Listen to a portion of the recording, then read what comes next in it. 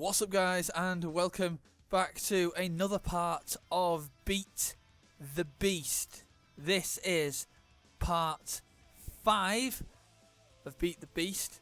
The current score is 2-2, so it's all to play for.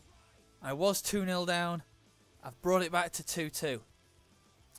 So this, obviously, part 5 in WWE 13. And as per usual, we are sorting out the balancing and the difficulty, proving to you that it is on the hardest possible difficulty, with obviously the game balancing as difficult as we can through the adjustments made in the settings. You know the match by now. Say it every episode. It's Undertaker versus Brock Lesnar. Again, we have the dead man Undertaker, but this one is slightly different. It's what I'm calling the end of an era Undertaker, because it's the same character model as, or based on, the match, the Hell in a Cell match he had at WrestleMania with Triple H. I believe that was WrestleMania 29. No, it wasn't. It was WrestleMania 28. There you go. It was WrestleMania 28 because he faced CM Punk at WrestleMania 29. But there you go. It's sort of like the model where he's kind of bald but with a mohawk. It doesn't look right for an Undertaker. But it's the only character model he's got in this game. He might have a classic version, but I didn't use the classic version. I used this model because. Anyway, Brock Lesnar's entrance then, and Brock slightly different to WWE 12, in which, you know, his character model's the same, his attire is different. They have gone with the MMA gloves and shorts in this model. The only thing it's missing is obviously the sponsor logos on the shorts that he had, but because of WWE sort of like licensing, etc., he didn't have them in this game. But that's sort of fair enough. Other than that, it was as up to date as you can get in terms of a Brock Lesnar character model. So then, on to the match. And for the first time in a while, we're on a level playing field. As I mentioned at the start of the episode, it is 2-2. Brock took an early 2-0 lead, then me as the Undertaker pulled it back in Raw 2 and WWE 12 to make the score as it is, 2-2. So, as I said, all to play for.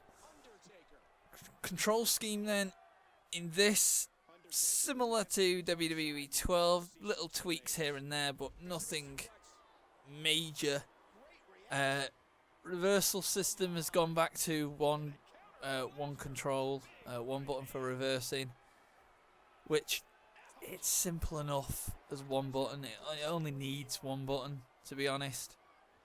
And other than that, yeah, nothing really to comment on in terms of the control scheme, because it's the same pretty much as the last part. It's just something I will state about the reversal system is the timing has to be just that little bit quicker. They have sped up the reversal system just that little bit, which, fair enough, they seem to do that in every single game as well. As the match wears on, the reversals have to be just that little bit quicker. But yeah, other than that, that's all I can really comment on those. So then, on to the match, and get a reversal in there, clubbing blow to the arm, knock Brock Lesnar over the top rope and out the ring, go for a top rope dive, which missed, went for the outside clothesline, didn't exactly work, but hey. Brock, few punches, knocks me down to the floor on the outside. I back away from him, just to get a bit of separation. Kick to the stomach and get a few strikes away. Brock with the arm wrench. I reverse into an arm wrench of my own and then drop him over my knee. Brock with a headlock, reversed. Shot to the arm. It's mainly a striking game right now on the outside. Just somebody's trying to gain that upper hand. Obviously the outside I've used in WWE 12 and it was effective to the point that the outside, it does have just that, it just causes just that little bit more damage. Obviously no count outs, so I can be out here for as long as I want. And it's just about causing as much damage to Brock out here as I can, because the ring doesn't really seem to do much. I mean, it did in Raw 2, but then again, didn't know how to exit the ring properly in Raw 2. I just had to run at it and hope I'd go back in if I'd gone out the ring, which, yeah, hey. But the modern day games kind of know what I'm doing in terms of controls, so it should be fine entering and exiting the ring. Brock Lesnar then with the belly to belly on the outside near the announce table. And climb onto the ring apron. Axe handle from the Undertaker. A kick and a choke slam through the announce table by the Undertaker. Gaining that finisher, which I could have used on the outside, but I do want to pin Brock, so I used a wake-up taunt to get him up quicker. He'll make his way into the ring.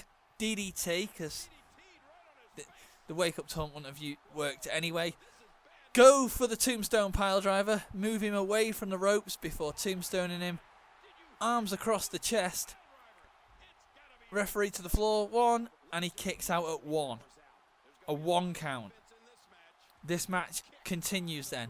Undertaker 2 kicks to the midsection. Lesnar picks me up for the torture rack. But Undertaker breaks out of it and reverses it with a DDT, centre of the ring. Bulldog by the Undertaker. He's staying on Lesnar, but Lesnar's getting up quickly. Collar and elbow tie up there, fighting in a test of strength. Lesnar with the headlock, taking Undertaker down, does have a signature. Undertaker reversing.